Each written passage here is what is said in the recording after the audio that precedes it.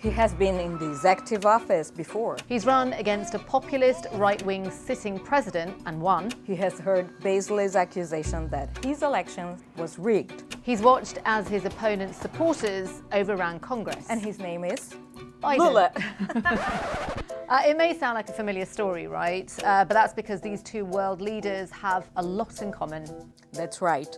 And they will have a lot to talk when they meet at the White House. It's not the first rodeo for either man. So President Biden served as vice president for 8 years. And Lula was president for 8 years as well. Both men, Lula and Biden, are seen as left-leaning, labor-friendly politicians. For their return to power, both men had to beat right-wing sitting presidents. For Biden, it was Donald Trump.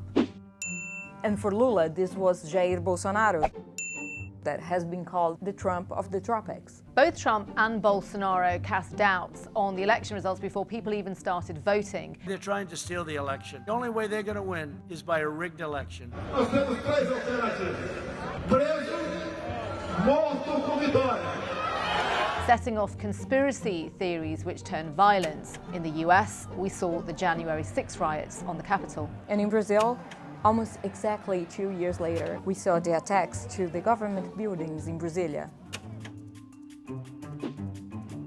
The similarities go beyond the two leaders to the countries themselves. We're talking about the two largest presidential democracies in the world. They're both major agricultural producers and have serious concerns about the effects of climate change. Both countries are racially diverse and they also have social and economic inequality. But there are some critical differences. So Brazil is a much newer democracy. It spent 2 decades under military rule from a US-backed dictator.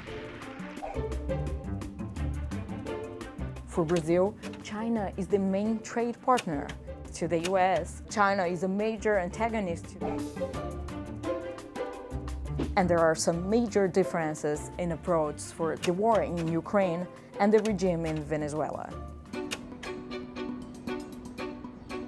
With both countries at critical moments, the pair will have a lot to talk about, from promoting and protecting democracy in the region to measures to control climate change and efforts to increase the economic development. Biden and Lula know a big part of their legacies will be about the men they beat.